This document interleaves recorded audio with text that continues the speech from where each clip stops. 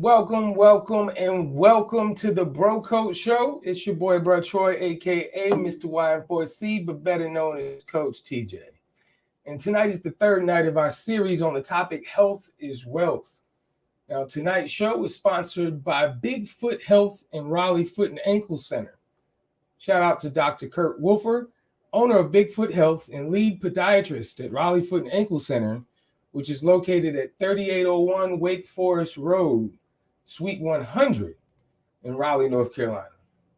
Now, for those that are new to the Bro Coach Show, the Bro Coach Show is a live talk show created to discuss, uncover, justify, and dismantle the issues that concern us most as brothers, as a family, and as a community. We like to give that to you raw, uncut, and real respectful. Now, our greatest desire is to embrace everyone in positive, popular conversation. So no, we're not in the business of bashing, belittling, or shaming anyone. But we do believe in being comfortable with having uncomfortable conversations because that's where understanding starts. So as Grandma always say, let's chew the meat and spit out the bone. Real quick, hey man, we need y'all help. Go to YouTube right now. If you're on YouTube, appreciate you. But if you're not, go to YouTube right now and go to YM4C Space TV. Subscribe, get the notifications so that way when we go live, you'll know it. Also help us build our Instagram. Go to Bro Code Show right now and help us build up our IG. So, fellas, what's good, man? Bro Smith, how was your week, bro? Oh man, week was good. It was just kind of getting my spirit back together after a couple back-to-back vacations, and got a chance the other day to hang out with you and some pretty cool kids, pretty cool environment at the esports gaming. What's the name of the place? You'll correct me. Contender Sports. Contender Sports. Thank you. It was neat, and knowing just how much they put into the kids and try to work into some physical activity and amongst the whole assortment of games that people could play was pretty dope. But as you can see, green screen wasn't working today, so you guys get to see what's behind the curtain. A few of my little interests, but all in all, I'm having a good week. That's what's up, man. Yeah, man. Shout out to Caleb, man. Great reflective representation that we got a chance to do yesterday, what you were speaking about, Bro Smith. Contender Esports Gaming over in Cary, man. Shout out to Caleb. Young brother, man, doing his desires and dreams, man, and using that as an opportunity to give back to the community. So really dope, man. Really enjoyed that. I'll be honest with you, man. This week I was dealing with being on E and almost didn't get any gas, man. I was on a hope and a prayer come Thursday, bro. These folks out here crazy, man, filling up trash cans and all kind of stuff, man. I'm like, wow. But nonetheless, we here, bro. So, Bro Kirk, what's good, man? You traveling, man. Yeah, man. Listen, it's good to see y'all faces. I saw the images on Saturday. Wow. I wanted to be there. I love video games, grew up on video games. So, but I took a four-day weekend, went to a wedding. And I'll tell you this much, man, a lot of quiet time. And I'll be honest, I'm going to do more of that because it really hit me that I needed to reflect, recharge, and just relax. We don't do enough of that. So, but I'm glad to be here for the show. I'm glad to hear that, man. It's needed, bro. It is, man. Love you more. We say that all the time, but oftentimes who encouraged the lion? So the lion needs rest too, bro. So I'm glad to hear that. I'm glad that you're getting that time. I'm glad you're taking that time and being intentional because we talk about that all the time, man. Real quick. My man said, look, man, we're coming up on a year, man. Remember, man, we started this thing Father's Day of last year. Us just coming together and say, hey, we want to use our voice and do it our way. So my man Art Mix, man, what's good, Art? How you feeling, man? Glad he wanted to joke on you. I'm gonna let him get his shameless plug, man. He's glad he don't see no Giants apparel in the back. That's only because the camera's not facing that way. I do have a little Giants candle warmer over in that corner. So I'm sure. I had to let him get his jab here real quick, man. That's all right. And as always, man, we want to add another layer to this conversation, man. Last couple conversations, fellas, we got a chance to continue to talk about this thing, health is wealth, right? Obviously, this being a focus month on mental wellness as well. So again, kudos to you, Kirk. But last week, man, we got a chance to talk to the doc. The doc put us down on, some stats and some things that are going on in our bodies as a community, as a culture. as it pertains to colon cancer. And of course, we had the rock star OT physical therapist tell us more and add another layer to breast cancer. So tonight we get a chance to do that, but from a different lens, a different perspective, to hear the personal stories of those that have went through those challenges, not just a survivor, but a thriver. So let's get this party started, man. So first and foremost, we got my man. Now, his name is Randall E. Toby. Randall E. Toby is an award-winning entrepreneur and a dynamic speaker whose passion for educating, motivating, and inspiring others has impacted thousands of youth and adults. Randall uses his personal story of homelessness, battle with prostate cancer, and life adversities to inspire others to be the best version of themselves. So please, fellas, help me bring my man on. My man, Randall Toby. Randall, what's good, brother? How you doing, man? Good evening, gentlemen. Thank you. It's an honor and pleasure to be here. Absolutely, man. It's good to have you, man. You know, as my grandmother would be saying, it's good to be seen, right? Indeed, yes, sir. Man. So, and I need to get down to the South before the year is over. Please, man. We here. You know, they're lifting up restrictions and all that good stuff. So we be glad to have you, brother. Glad to have you. But for those that don't know you, right? For those that may not be familiar with Randall E. Toby, man, who is Randall E. Toby at the core? At the core, I won't use the word survivor, but I'm a thriver. I'm a person that is imperfect, but utilizes everything I have to get the job done. I'm a giver, an influencer, an educator, but more importantly, I realize I'm a child of God. Indeed, straight like that. I love it, man. I appreciate that, man. Too much is given, much is required. Yes, sir. I mean, he hit on that perfect, but I see the Giants helmet in two places now. I mean, excuse me, the Jets helmet in two places. You can jump in, Brother Smith. We can talk about this off screen. Yeah, I'm the other one. Oh, man. All right. It's all right. I'll let it go. You're getting on every levels tonight, Jay. I mean, on and off the screen. I can dig it. We also have Miss Jennifer Lee Snowden. Now, Jennifer is a singer, songwriter, piano player, essayist, and public speaker.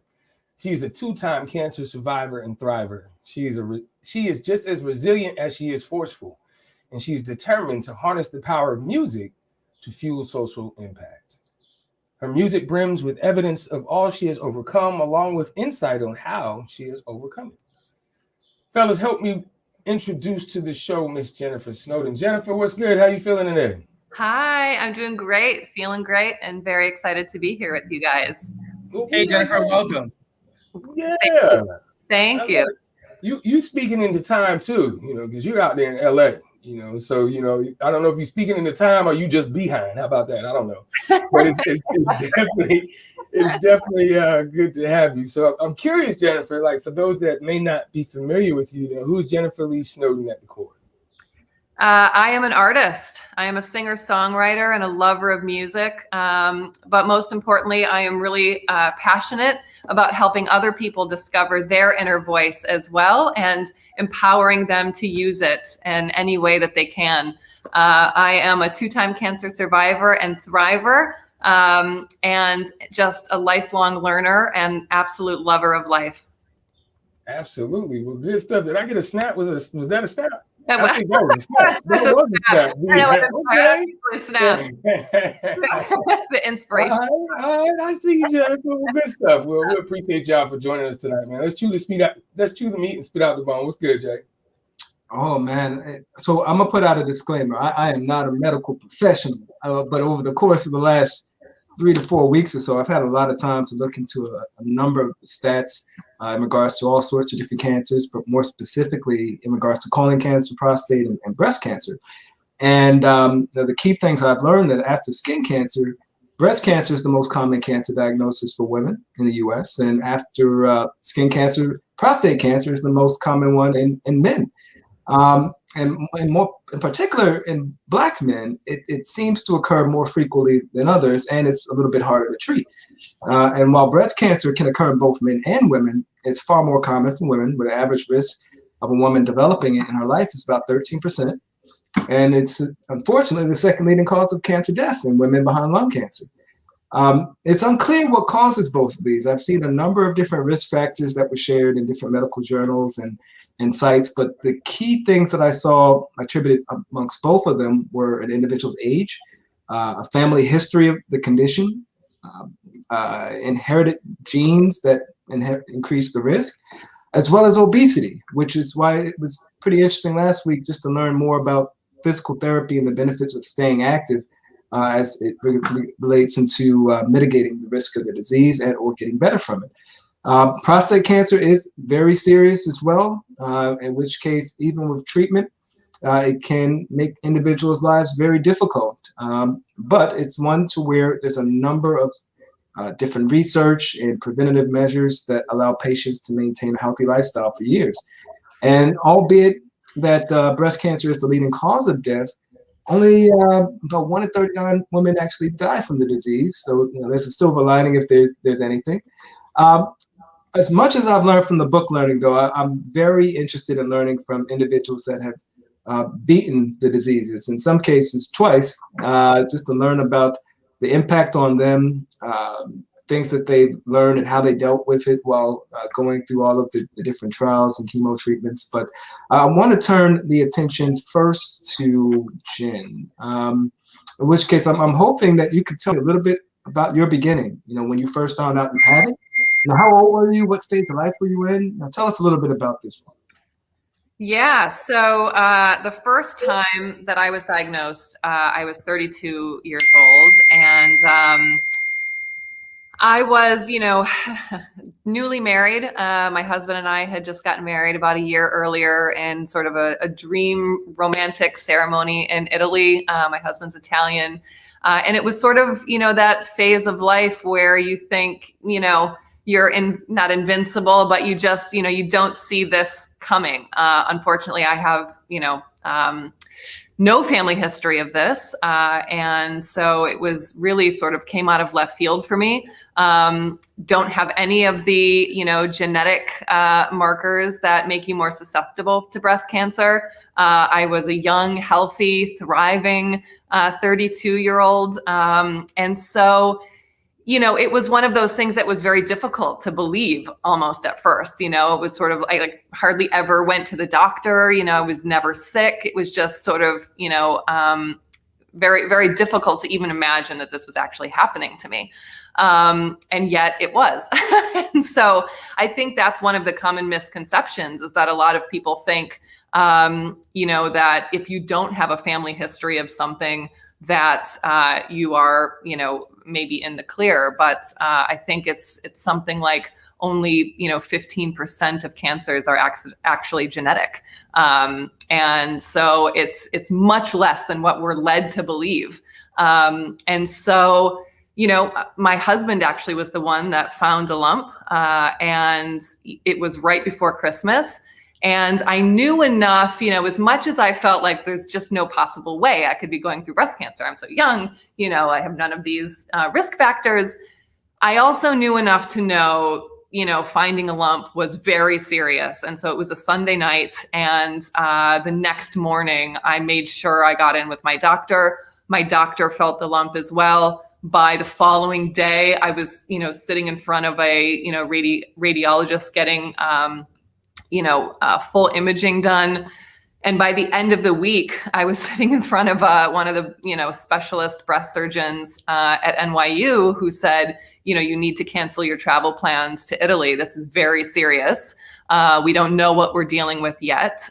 We need to make sure we do biopsies and get all of this testing back before the holidays. And so I did all of that. So when they first, when they did first do the imaging, they were concerned that potentially it had spread. There was a lump in my right breast, but they also saw what are called calcifications on the other side, which are just, areas that they begin to calcify. And so they think maybe there's more cancer there as well. So the question was, how far along is it?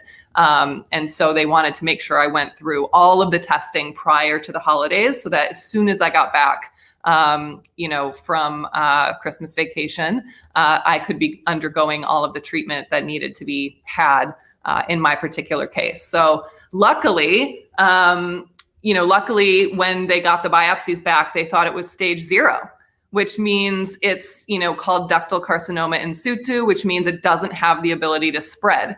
It's confined to the ducts. And so this was good news. I guess in terms of the doctors, yet I still had to go through a double mastectomy. And they, so I did that after Christmas in February.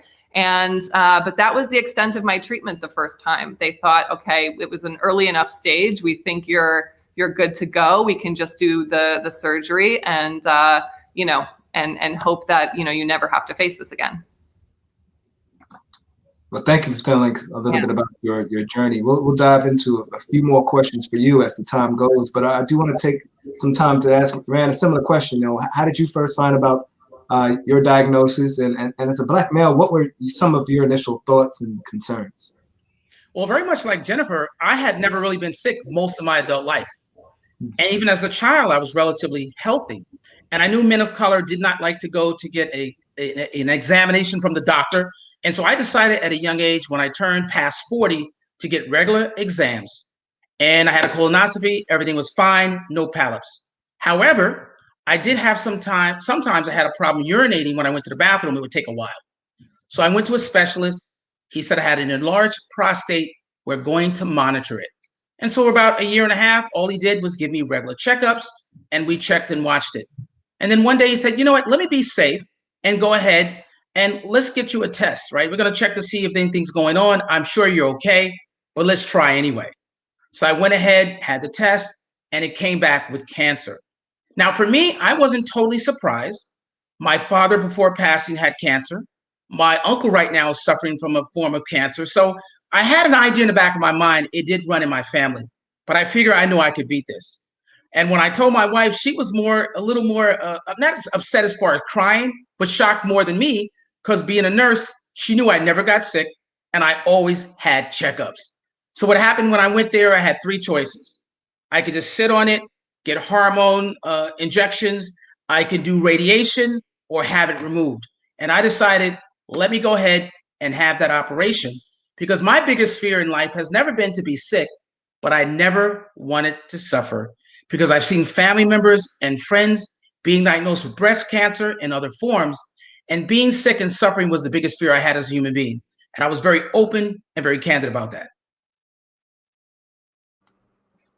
So, Randall, I love what you're talking about there. You've already initially said when you came on the show that you're a man of God. So we can all assume that a level of faith goes with you beating cancer. But I would love to hear about more so a daily process that you went through, okay, mentally and physically.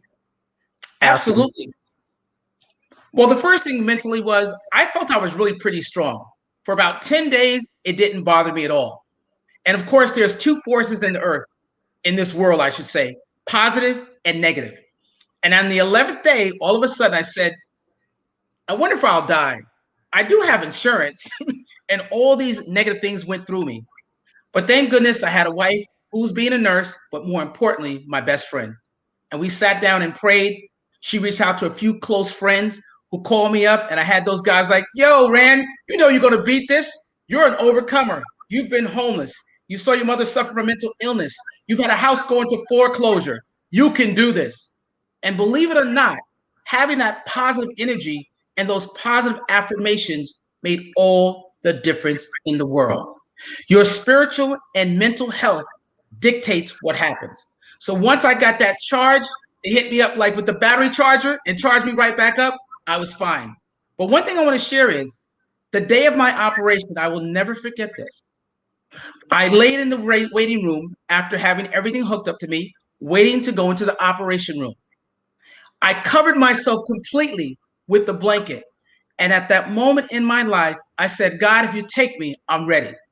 If this is all you want me to do, I'm good. If there's nothing more ahead, I got you.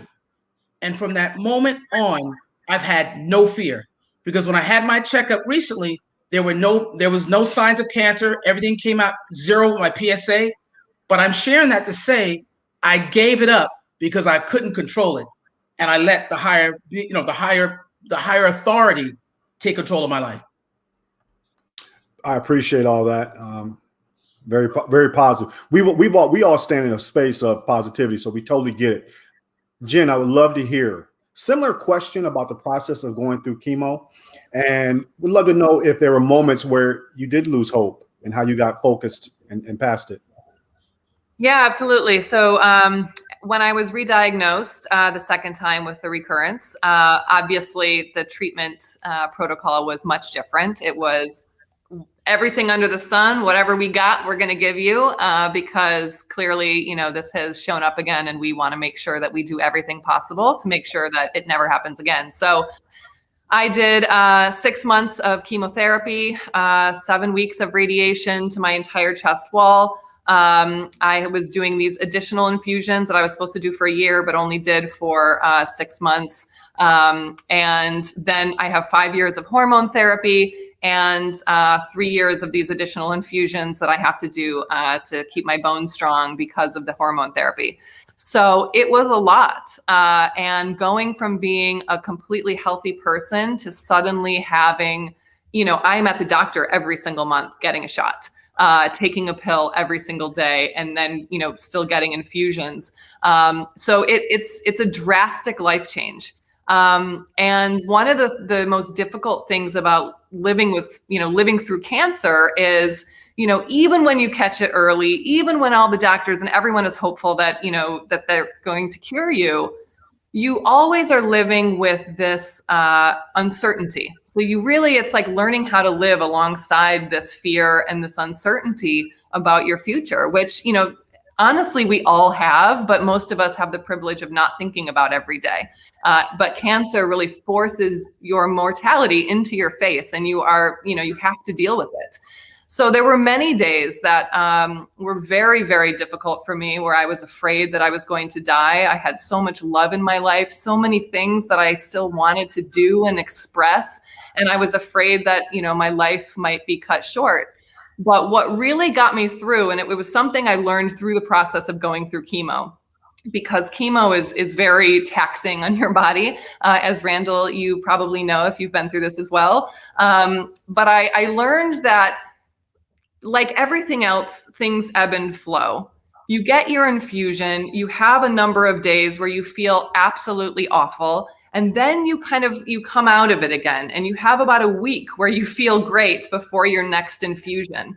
And I really learned to live in the moment. And when those really difficult times came, I knew I needed to rest, relax, and focus on healing. And then when I came into those periods where I felt great, it was a time where I got to live in that and to celebrate. And I really did my best not to look too far forward, dreading that next round that I knew was going to come, but really living in the moment, staying present and focused and grateful for the time that I had at that, given time. Good stuff. Thank you for that. Absolutely. If you're just checking in, we're talking with Jennifer Lee Snowden, as well as my man, Randall Toby. And Jen, you said a mouthful. Some of the words that we use all the time, and I'm a person of familiarity, right? And being in the moment, being present, loving you more, giving yourself grace, Kirk talked about it earlier, and just being intentional about loving on you. Randall, you said something that was very impactful, brother. You not only did you stay hopeful, but you were already being proactive. So when it came, you were already equipped with those tools. So you were already proactively. You said something that said, "Hey, I was already doing checkups," and you're right. Sometimes it is a little fearful, but we were talking last week where these procedures now, I don't want to say that they're effortless, but we've gotten to a place where there's a sense of comfort, and the bedside manner has potentially changed just a little bit from what we reflect from that white glove, that popping sound, and we get a little nervous, similar to seeing blue lights in the rearview mirror, right? So anyway, man, we're talking about stories of overcoming, and we're going to take a real quick commercial break to pay the bills, and we'll be right back here on the Bro Code Show.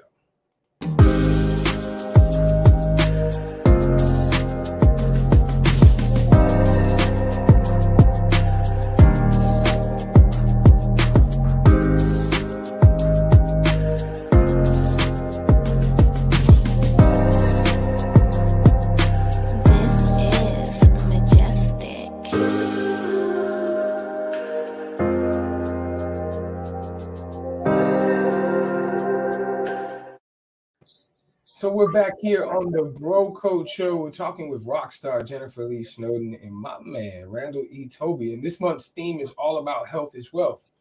And tonight our guests have shared their personal stories as it concerns breast cancer as well as prostate cancer. Now, if you have any questions for those who are listening on YouTube or potentially on Facebook, please like and share right now. Keep the ripple effect going. But drop your questions or comments for our guests in the chat so that way we can feel connected. So I'm curious, Jenny, you know, you've battled cancer twice, not once, but twice. You know, I love to hear you talk about your growth as a person, you know, your mental tenacity, almost kind of like that butterfly effect. You know, what gifts were birthed out of your pain? Talk to us about that, please. So many things.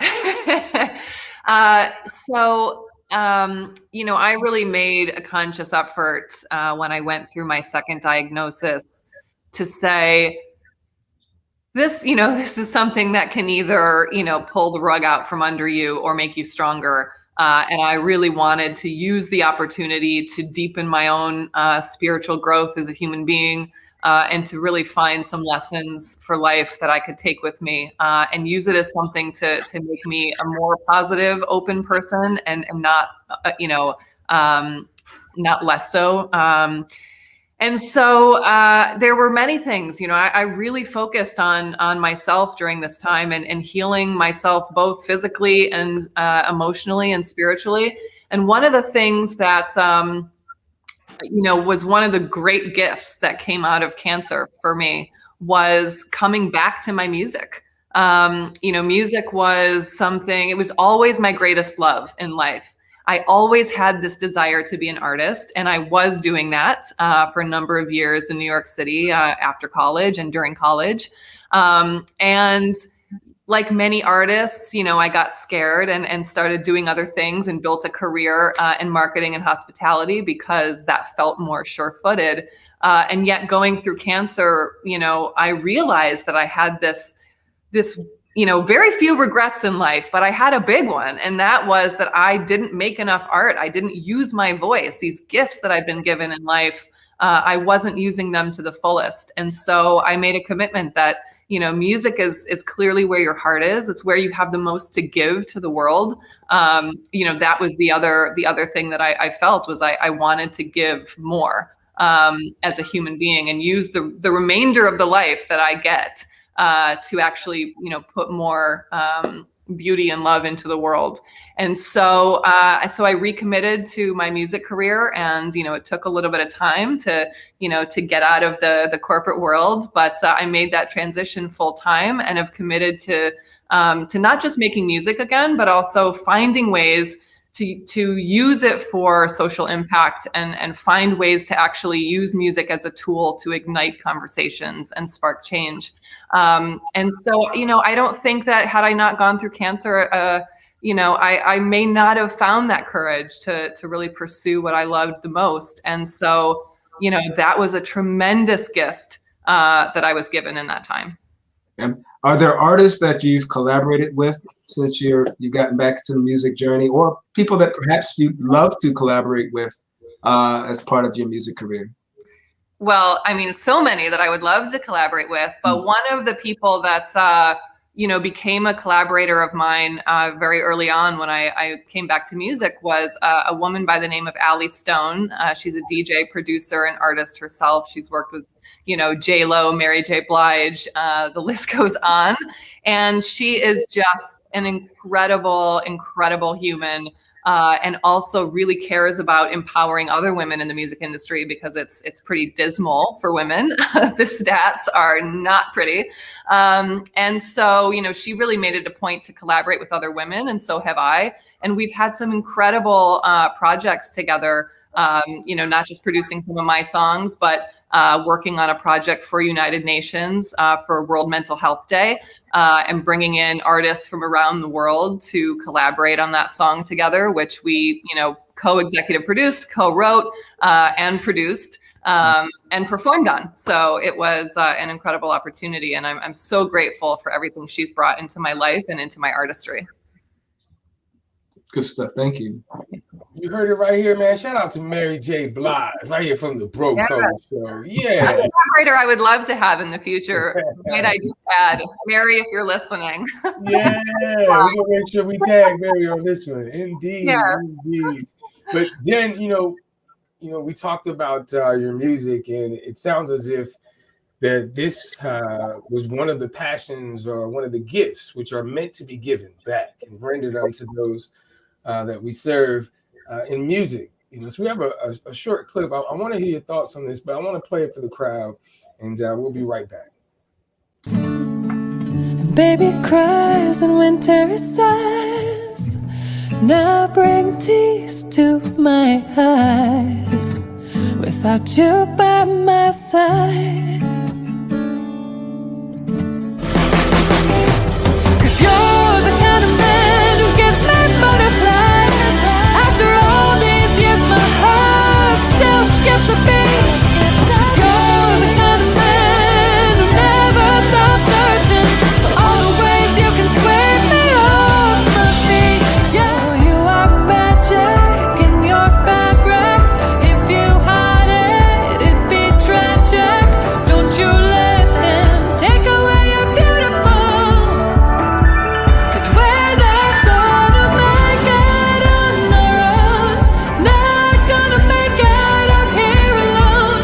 We're not gonna make it on our own. Not gonna make it out here alone. We need you. We need you. Move together, come together, hand in hand, we'll break the weather. Though the clouds are getting wetter, we're gonna move the world for the better. Wow. I don't know if there's much else to say to that, but wow, man. Great segment, too. So, Jen, I mean, you know, you're talking about a two-time cancer thriver, and now out of that is birthed this bold voice to be used to inspire and encourage others. So, you know, Jay, talk to us more, man, about, because that last scene, I think, was what you were talking about with the Mental Health Day campaign. Is that right? Yeah, that was just a little second half of the chorus from that song, where we brought all these artists from around the world to come together for mental health, and the campaign was called Move for Mental Health. It was in partnership with United for Global Mental Health, which is a partner organization with United Nations. And they were encouraging governments around the world to actually invest in mental health resources on the ground. And they were looking for an anthem and a way to drive public awareness about the cause as well. And so we created the song. There was a social media dance challenge as well. We had Demi Lovato and Marshmello and many others doing this crazy dance that we came up with. And it was a really successful campaign and a beautiful example of how music and the arts can actually inspire change. So it was such a dream project to be a part of, and also a really fun song to make, since they wanted a Latin kind of danceable number, which is, not in my traditional repertoire as an artist. So it was really great to work on something totally different. And luckily we had Ali Stone, who's Colombian, who could bring some of that Latin flavor to the song as well. But it was great, so much fun to be a part of. So.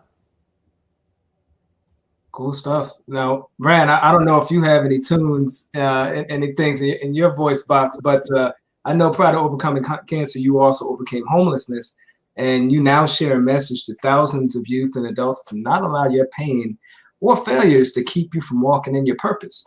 How big of a role does that purpose play in the work that you do now, and what are some of the examples of your purpose coming to life? I consider myself a person that thinks outside of the box. I'm not afraid to fail, and I never follow the conventional path. But having cancer forced me to even be more open to things that I do. So work with young men, young adults, and leading them with Breakfast with Our Boys, as well as Magnificent Men. The key thing is just teaching things like good health. Now, because of my homelessness, it was based on being a child in New York City. My mother suffered from mental illness, Jennifer, so that song means a lot to me as well. And because of her mental illness, we lost our apartment, and we were homeless for about 2 weeks. We lived in a subway with our bags in the train station. And we ended up being on public assistance and moving from friend to friend and family member to family member. But I also wrote in the book that it was the greatest thing that ever happened in my life, because I don't hold on to things. I realize the most important thing in life is knowing your purpose, having someone that loves you, and loving others and giving back. So it has been a vital part of my growth as a human being. My background is sales and marketing, over 20 years at American Express, Verizon Wireless, and others. I spent some time in the music industry, Jennifer, and dance music as a manager. And I thought I was going to be Puff Daddy. But as you can see, I'm here with you. So all that led me to be a mentor, a leader, and an entrepreneur. So I'm just very grateful to have found my purpose and now trying to expand myself to a level that I've never gone before without fear. Yeah. What's the name of that book that you mentioned? It's called Suited for Success. It is an anthology of 25 men of color, each talking about our story, what we went through, and how we overcame. The name of my chapter is Let Your Situation Be Your Motivation. And that means whatever you go through, allow it to propel you to your greatness. And in volume 2, which was released last year, the name of that chapter is It's Not Too Late. And I talk about not having a relationship with my father most of my life. And after the age of 40, we got together, became friends, and were friends till the day he passed. So it's just a reminder that if you want to start a business, go for it. If you want to get married, go for it. If you want to be a race car driver, go for it. It's never too late. The whole thing in life is know what you're here for and know what you're born to do. Yes, indeed. Shout out to my man Diddy. We dropping all the names today. Can't stop, won't stop, baby. Let's get it. Yeah. Indeed, Brooklyn's in the house without That's a doubt.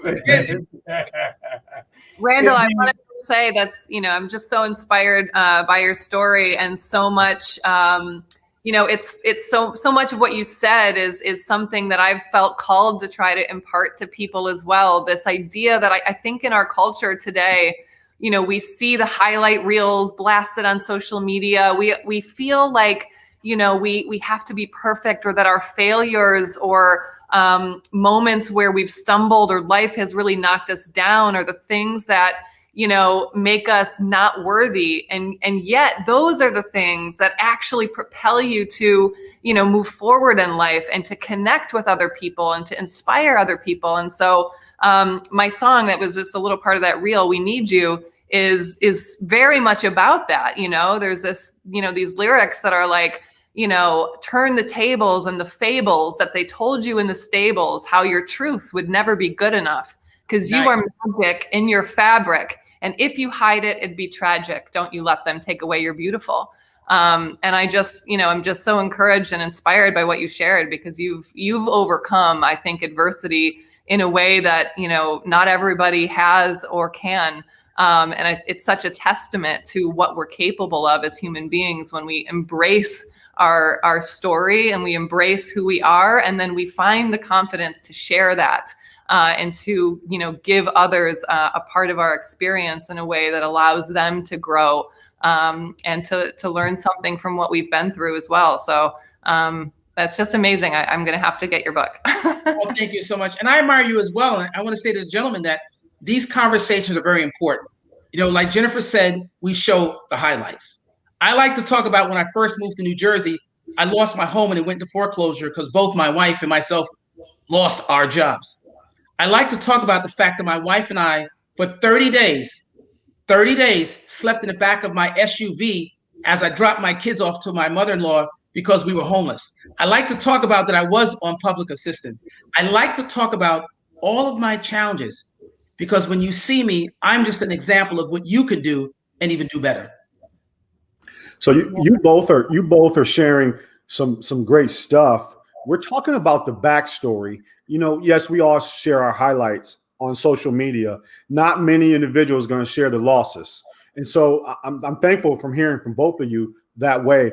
Why is it such a challenge? Who created the rules that we can only show the good stuff and we celebrate that? For either one of you that want to answer that, who created the rules? Jennifer, do you mind if I answer really quickly? I think that it was always, when it came to individuals, we would say things to our friends and family. But once social media hit and you had a platform to reach thousands, everyone talked about how large they were living, how much money they're making, how many people of the opposite sex they're dating. And that became the highlights, where they didn't talk about you stayed up to 3 a.m. You didn't know if the lights were going to go off. You went through a divorce. You were molested or raped. And it's very important for our young people to hear these stories so that they can get a non-edited version of how life truly is, not what you see, always. There you have it. We're talking here with Randall E. Toby and Jennifer Lee Snowden, Health is Wealth series. You know, we've talked about a lot, you know, and some key words that we've always heard is overcome, tenacity, perseverance, positivity, mental strength, mental toughness, exclusivity as far as your circle or that accountability partner that you have. And we've asked a lot of questions, fellas. So this next segment that we have, this is a new segment on the Bro Code Show. It's called Flip the Script.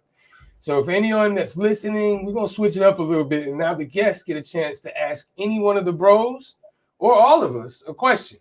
Also, for those that are listening, man, we love to take some questions from the audience. So if you've got a question for one of the bros, all of the bros, please drop it in the chat, or you can text the number that is on the bottom of the screen. So we're gentlemen, we're the bros. So, of course, ladies first. So I'm curious. You're up. You get a chance to ask the question to any one of the bros, Jennifer. So many questions. Randall, I would love to know what when you went through treatment. I feel like so often people, when they know someone going through an illness, they often don't know how to support someone. They don't know what to do. And so oftentimes what happens is they avoid, which is probably the only one thing that is the worst thing to do.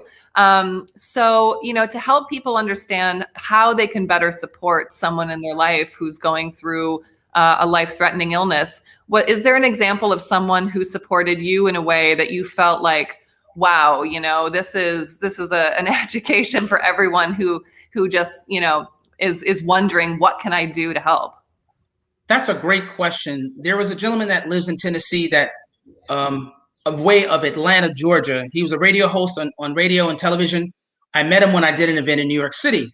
We've stayed in contact over all these years. And I was telling him I wanted to do a Breakfast with Our Boys in Atlanta, Georgia, but he got transferred to a national station. When I told him about the cancer, and he's the first person outside of my immediate family I mentioned it to, he stopped talking and said, call me at 3 o'clock in the morning, call me at 5 o'clock in the morning, call me at any time. I also am a survivor. They did not think I was going to live. They thought I was going to die. His name is Terry Bello. And he said to me, whatever you need, I'm here for you, baby brother. And that blew my mind. This Afro-American male figure who stood up with me, beside me, not knowing me that well, and didn't go, oh, I'm sorry to hear that. Or one of my close family members that I didn't hear from when strangers sent me flowers. And I'm like, I realized, I got angry and said, wait a minute, he doesn't know how to talk to me. He doesn't know what to say to me. Because as you know, Jennifer, the worst thing is just, oh, I'm so sorry. You must be upset. I don't want to hear that. Tell me how I'm going to beat it. Tell me I have the intestinal fortitude, the strength, and the energy to survive. Give me positive things to make it through. Don't question the diagnosis.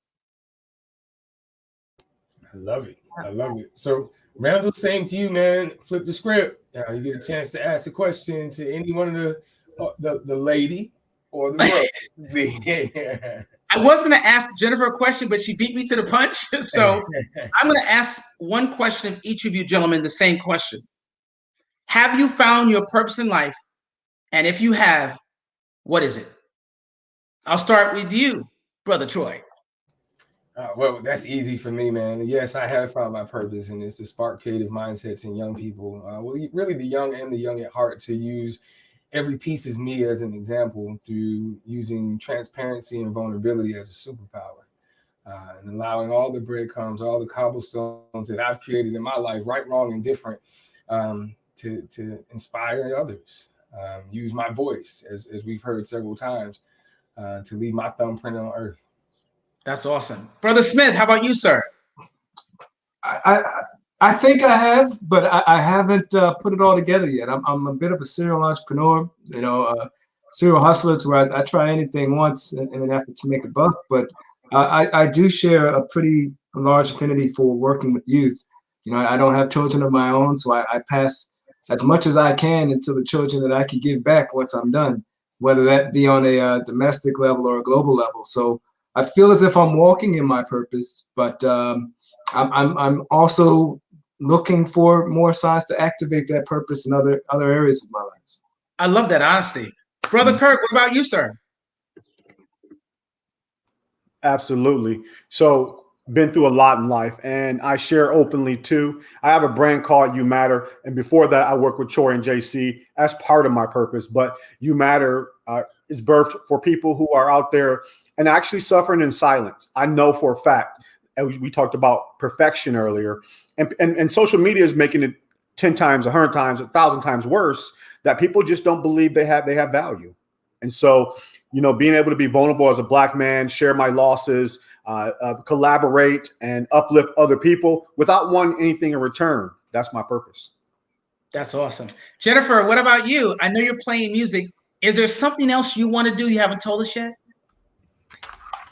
That my purpose was coming back to music, and I, like Brother Smith, I, am looking for more ways to activate that purpose in more and bigger ways. But I think my purpose is really through music and artistry, empowering and igniting other people to use their voice as well, and to help spread that as far and wide as I can.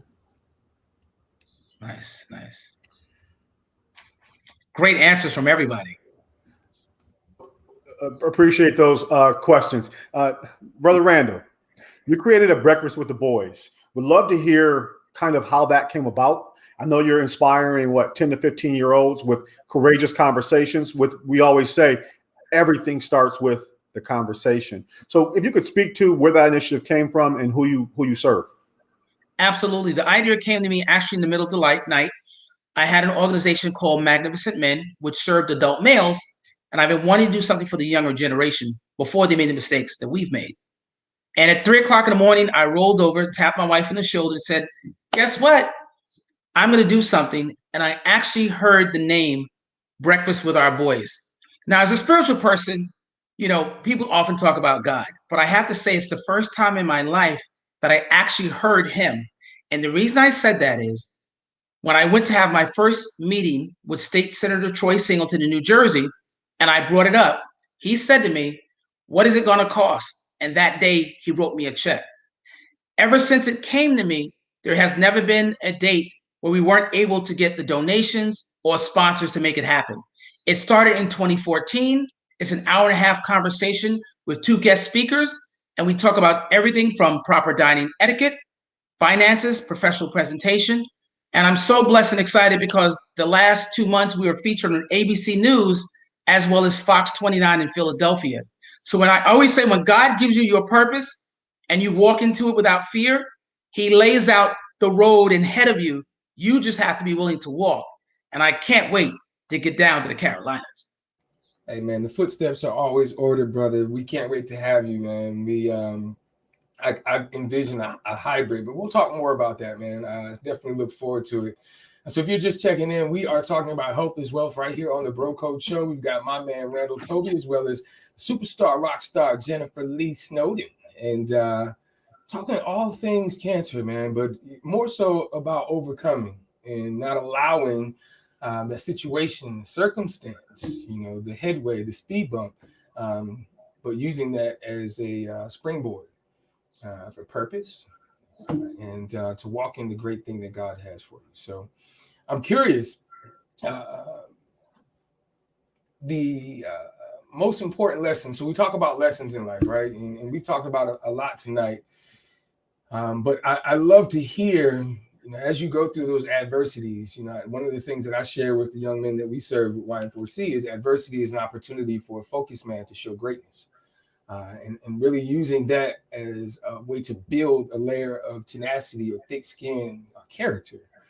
But for our guest, what is the most important lesson you've learned while going through your challenges with health?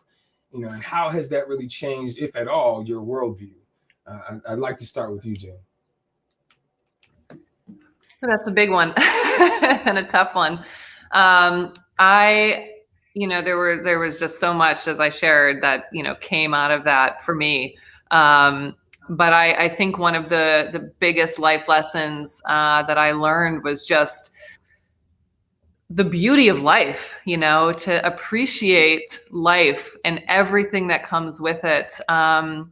And really, we spend so much time being afraid. It's like we're afraid of everything. Our egos, get so fragile in this life.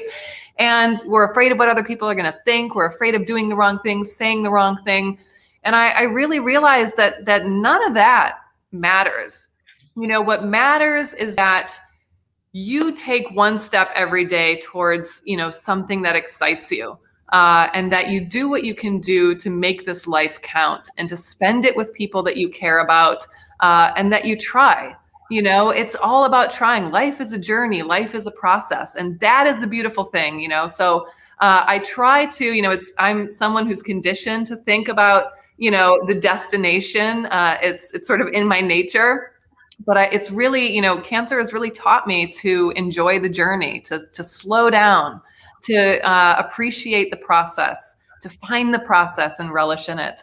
And it's also really taught me the importance of reaching out our hand more for others, because it was really other people who got me through all of the difficult times. And I learned that I wanted to be someone like that for other people. And so it really helped me up my game as a human being and say, I want to be more, I want to be better. I want to step into that power and into that love and make sure that I can reach out my hand when someone else needs it. So, trying to live my life with that motto every day now. I've got a question for you, Jen, as well as Randall. One thing I noticed coming out of last year, which I took a number of gains from the stock market, but I didn't really prepare as much for what to do in terms of giving to charity. So I wouldn't have a big tax bill come tomorrow. And so I am looking for charities that I can help support more so this year. And you both have mentioned your work with various causes. Are there one or more charities that you can name, not just for me, but for our audience, to help support both mental health awareness, cancer or the work that you're doing with youth? So I'm curious. Anything and everything you have to share, I'd love to know. Well, for me, speaking as an individual, I'm working my own charity. I know God had put the spirit in someone to build their part of the world. I know there's an audience I'm supposed to reach that may not be being reached. That single mother with a son that she can't send to Cub Scouts or Boy Scouts. That girl who can't be a cheerleader. So actually, my own cause is the most thing I invest in myself. Now, before starting to go out there and giving to society, I did do for the big corporations like the Cancer Society, Humane Society, and others. But anything in the mental health field, I think is amazing, because with mental health, the person looks okay on the outside, but on the inside, stuff's going on. And because you don't see the bleeding and you don't see the wounds, it's more dangerous. So when that person commits suicide or they're depressed, you look at them and say, you have money, you look good, you have a husband and wife, what's your problem?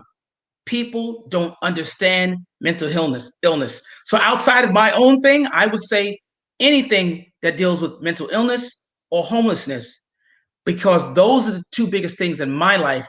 And I don't have a particular organization. I would say whatever touches your heart that you feel is yours, I say go for it. What is the name of your 501c3? Is it Breakfast with Our Boys series? Breakfast with Our Boys series. Okay. All right. And Jen, how about yourself? So there are so many great ones out there. I agree with what Randall just said. But one that has been on my heart recently, a very close friend of mine, her name is Kay Stein-Sapir. Her and her husband, Jonathan, recently lost their 12-year-old daughter, Molly. And Molly was a force of nature. I mean, talk about like a 12-year-old who lived a lifetime in 12 years and has inspired the world. It's absolutely incredible what her legacy has done. If you want to find out more about them, you should search the hashtag Team Molly, and also go to Kay Steinsapir's Twitter, and that's STEINSAPIR. K is KAYE. But if you search Team Molly, you will find everything you need to know. Anyway, they've started a foundation in Molly's name for climate change, social injustice. And there are so many organizations that are coming together to really empower them to make a difference in the lives of youth who are, looking to the arts. Who may not have the ability or the opportunity to find their expression in the arts. So helping kids with education and so many other things. So it's really incredible what they're doing. They're just getting started. And so that's a really incredible one to check out and see what's going on with them. All right, cool. Thank you. What an amazing conversation. As I think about everything we've talked about, and I took notes tonight because I started to hear words that talk to my spirit. Jennifer, you mentioned inner voice, and you both hit thrive with this energy, right? You talked about living in the moments, Jennifer. And I think that everything that you guys touched on is just life lessons. It's just almost common sense that we've been talked out of. We've been talked out of our lives in a way where the world is telling us that we need to acquire things to be happy. And it's just not so. And so I thank both of you because you both spoke to that and the power of pretty much having internal validation and then going out and living. So in my opinion, I believe that everything that we gain in this world is just almost like a cherry on top for who we are as people. And so I want to just thank both of you for all of your insight and stories of overcoming. I guess I'm going to tagline it, why not me? Because I hear people all say, why me? Why me? Why am I going through this? Why not you? Because there is beauty. Jennifer, you said the beauty of life. There is beauty on the other side of tragedy or adversities. And sometimes we talk ourselves out of it. So we appreciate both of you. There you have it. There's beauty even in the pain too. That's, something I think I really learned is that even in those, sometimes it seems like there isn't any, but if you really look, there is, even in the darkest times, there is a ray of light somewhere. And there is someone who, often shines it for you, even when you don't feel you have it to shine yourself. And so, yeah, look for the light givers. Look for the light givers. Well, there you have it, ladies and gentlemen. Jennifer Lee Snowden and Randall E. Toby. So join us next month as we celebrate Dope Dads. Yeah, that's right. All month long, we will be celebrating fathers that are holding it down in a major way. And we're going to start the month off with our squad. You see us as the bros, right? Love Bro Smith, love Bro Kirk, but we're stronger together. A fist, not a finger. So we'll have in the building the big homie Random Rowe, Mr. Pins with personality, and the mad scientist himself, Mr. Genius Jones. So join us Sunday, June 6th at 6 p.m. Eastern Standard Time right here on the Bro Code Show. And as always, man, please continue the ripple effect. Go to that YouTube channel at Bro Code Show and subscribe, like on our YouTube channel of Y4C TV and our Instagram at Bro Code Show, man. So always, man, appreciate the fellas, appreciate our guests, all our listeners, man. We thank you guys for doing what you do best, supporting us, man. As always, we want to close with a little positivity, and this one comes from my man Nelson Mandela. It says, exercise is the key not only to physical health, but to peace of mind. It's your boy, Bro Troy, a.k.a. Mr. Y4C, but better known as Coach TJ, and we are the Bro Code.